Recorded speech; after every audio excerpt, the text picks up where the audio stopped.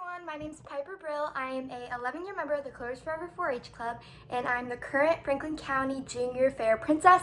And today I will be showing you from my virtual Winter Fair project, First Aid in Action. So First Aid in Action is a really cool beginner project. Although I am a senior, I took it because I wanted to see what I could do for future career options, and I thought that taking a first aid book would be really great no matter what I do. So my favorite part of the book was definitely making my first aid kit. I liked making it my own and choosing different new colors. It was super awesome. This book is something that literally anyone can take. It's a great first year project as well as a great last year project. It's something that I really enjoyed doing, and I could interact with my family and friends whilst doing it. And amidst the pandemic, I thought it was super important that I learned some of those first aid skills. Alright, so I'm going to go get my project materials and my ribbons to show everyone. Alright, so I got my ribbon. This is my Save First Selection ribbon, super exciting. And now I'm going to show you my project book. So in this binder, I have my project book. I find that it's best to put my projects in binders because it keeps everything organized and looking great for judging. Also, it means that I can keep it afterwards and look back, and also help some of my peers and other members if they were to take this project as well. This is what the book looks like. I did a few extra things. I'm actually a Ohio 4-H Health Hero, so I put some of that stuff in there. I actually went to the National Healthy Living Summit in Washington, D.C., and it was a super fun experience, so I input some of that into this book. My favorite activity in this book was actually when we had to measure the amount of blood that was in our body. I thought that was super cool, super crazy, and this is a picture with me. I put it in my project book. That's like not as much as I thought, but at the same time, it's still a lot of water when you're pouring it out. I thought that was a really great way to connect the two things and help me create a deeper understanding of the topic. One of the activities in the book was to make a family first aid card set. So this is what mine looks like. I just put them all together, and I'm going to show you a few of them. You're supposed to sort them by what you would need most at the beginning and what you might not need at the end.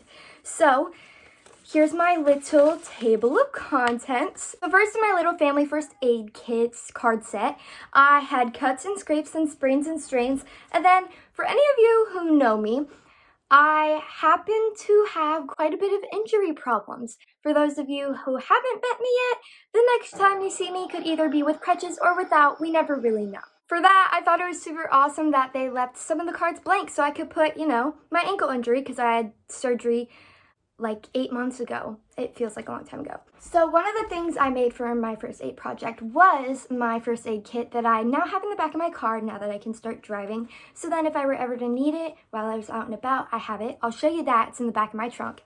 I also made this. This is my injury kit. So if I get hurt during sports or whatnot, I have it as soon as I get home so I can stretch, put on a brace, wrap it, whatever I need to do, or what the doctor tells me I should do. We're in my trunk. This is my first aid kit. In my first aid kit, I have this little box of different things that I needed for my book. I have Band-Aids, calamine lotion, a little wrap, everything that I could possibly need. I also have these Wonder Woman Band-Aids because I love Wonder Woman, and Band-Aids can often be a necessity. In this emergency box, I also have little things such as tissues and anything that we might need along the way on a road trip or just out and about. I also have my brace. Just because something wasn't put in your book doesn't mean that you can implement it and make it your own. I need a brace for my kit, so I decided to put it in there. I challenge you to personalize your own first aid kit and make it something that you love and that you would be okay with using if needed. I don't want you to necessarily be excited to use your first aid kit, but if you were to need to use it, I would want you to at least think that it's pretty and make you feel a little better. I also have these little cleansing wipes. I also have little things such as Q-tips and gauze. I thought it was important to have mine be a little purplish, so my theme for my first aid kit is purple. Overall, that's what my first aid kit looks like. You want to be in it? Yeah. Alright guys, this is my sister Audrey. She also loves health and safety, and she's super cool, and she's applying for college soon, so this is her last year in 4-H. For this book, I also made a poster. I'm going to show you that in just a second. The poster, I made basically a picture of a first aid kit, then I pointed out to different things you would need inside it. I thought this was a super cool way to show everyone what I had learned. A poster is always something that is super cool to exhibit what you've learned. Not only does it focus on your health and safety, it also helps you figure out what to do in situations that may arise that don't pertain to you. Your health and safety should always be a top priority, and I really applaud this book for giving kids and youth an opportunity to look into how they can keep themselves and their family and friends safe. I really encourage you to take this book, super educational and a super fun book. If you have any questions, feel free to contact me at piper.brill@gmail.com. I am also in the Colors Forever 4-H Club, Fashion Board, Junior Fair Board, as well as TLC. Let me know if you have any questions, and I hope you have a wonderful holiday season and a wonderful new year. And now that we're talking on the topic of health and safety, I want to just have your daily reminder to wear your masks and continue social distancing and keeping your circle small, because I want to see you all soon and give you hugs without worrying about it. So please continue to do that. Love you all.